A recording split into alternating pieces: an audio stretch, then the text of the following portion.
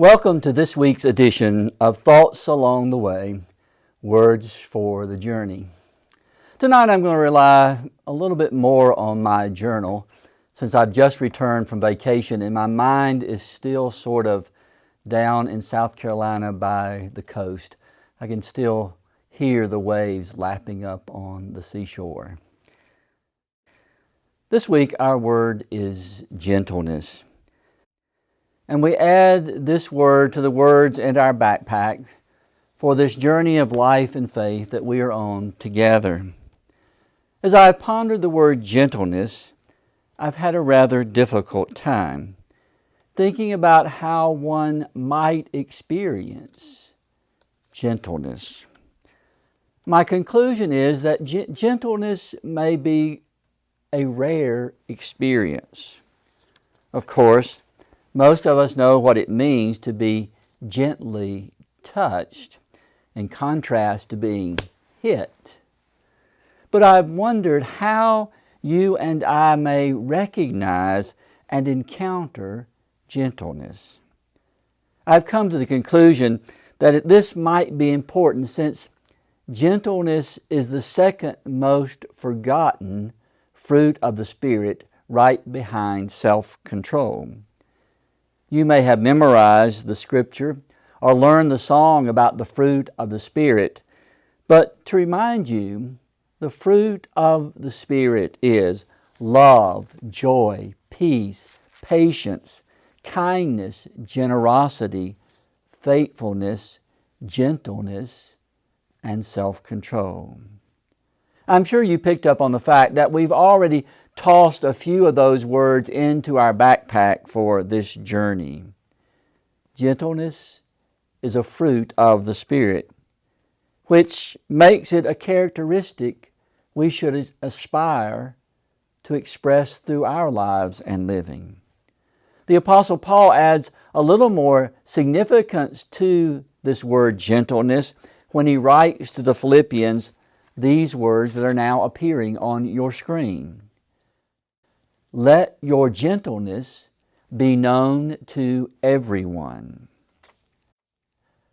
I suspect we all have different perspectives on gentleness, and we may experience gentleness quite differently.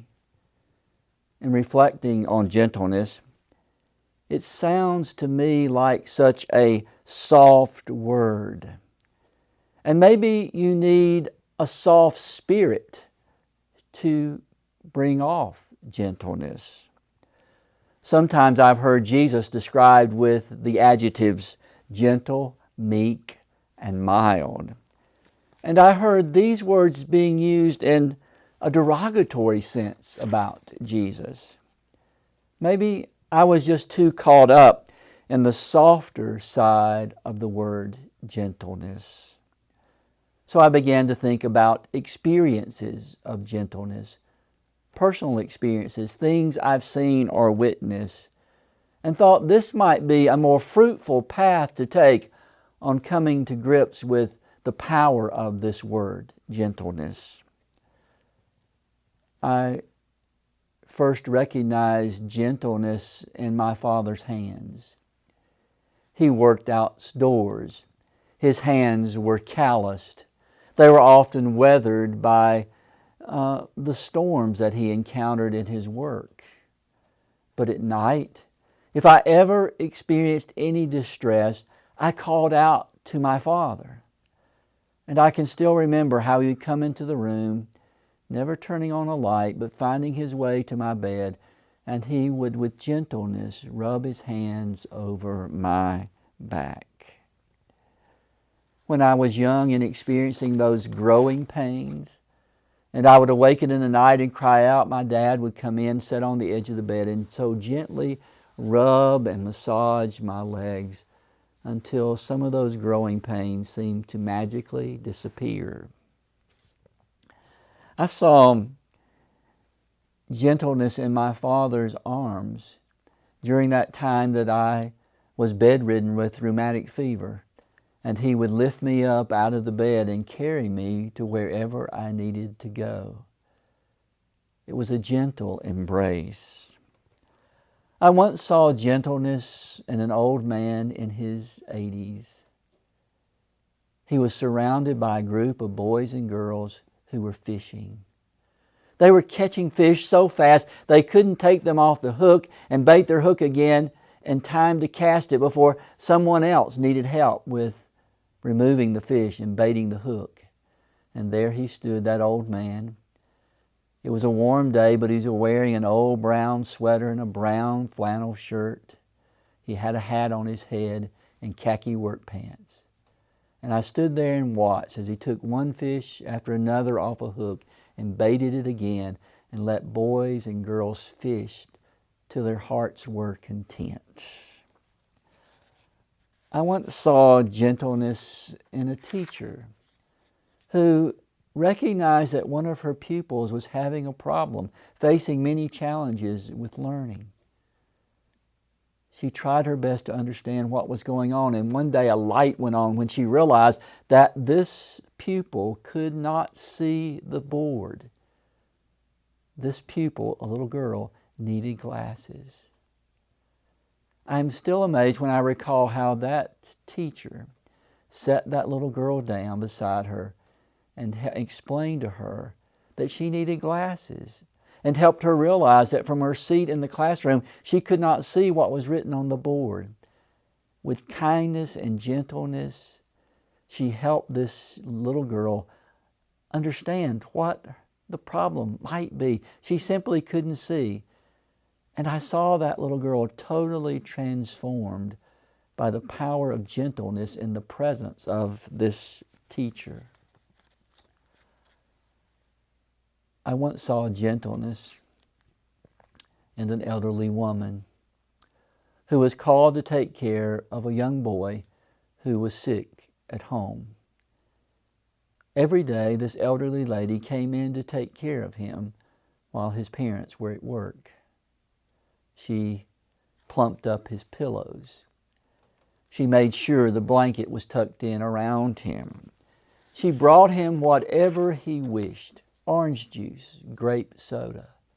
And for lunch, nothing he requested was beyond her ability to prepare. And these experiences of gentleness that I've recalled, gentleness was so much more than a touch. This gentleness seems to be a spirit that radiates from the one blessing and embracing with gentleness. Gentleness, when we experience it, becomes something very real. But I also suspect this experience is quite rare. The more I thought about gentleness, the more convinced I became that we all need to learn how to offer gentleness to ourselves and to others. I encounter too many people who are excessively critical of themselves, and they need to experience some gentleness, and they need to learn how to be gentle with themselves. I encounter too many students who are psyched out by their own high expectations, often unrealistic expectations. And I suspect they need to experience a little gentleness and learn how to be gentle with themselves. Sometimes I am amazed at how early a child begins to put intense pressure on themselves to do something or to achieve something. I think they need someone to come by with some gentleness for them and teach them how to be gentle with themselves. Finally, I find myself contemplating this question raised to me by the Apostle Paul. Is it possible for us to be known by our gentleness? Is it possible that we can move through our world, through our relationships, through our lives with our families, and somehow be known by our gentleness? That when people meet us, they have no fear of being criticized, they have no fear of being put down in any way, but they know that we will embrace them with remarkable gentleness. I've never really thought about this before. Is it possible to be known by our gentleness?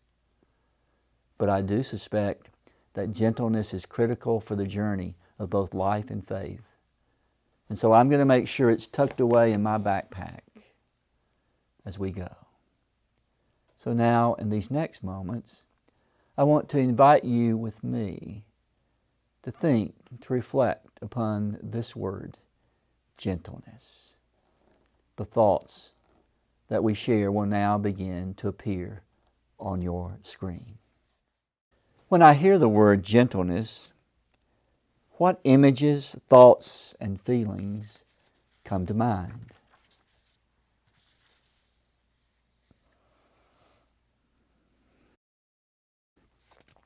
What words, responses, or actions express gentleness to me?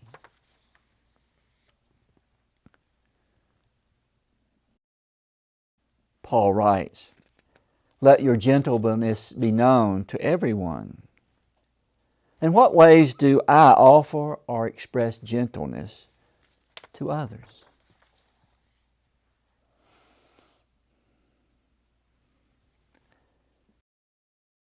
Am I a gentle person or more of a rough and tumble kind of person?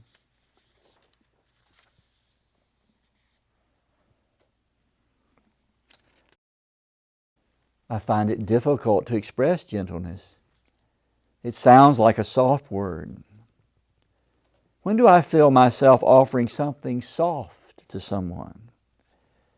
Is it primarily a gift I offer to children or the elderly?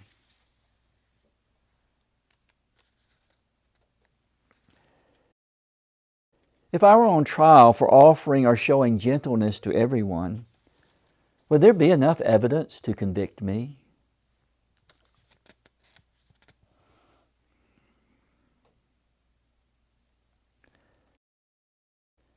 Am I able to offer myself gentleness in the places where I hurt?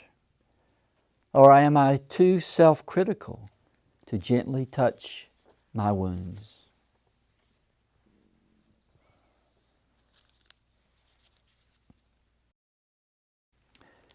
Is gentleness something I feel like a touch? Or is it a sensation I experience in the presence of a gentle person?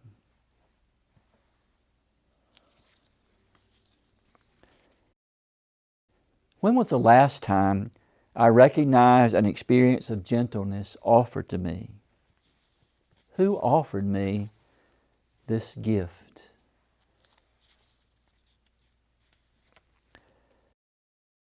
Jesus, help me to explore gentleness as a fruit of the Spirit.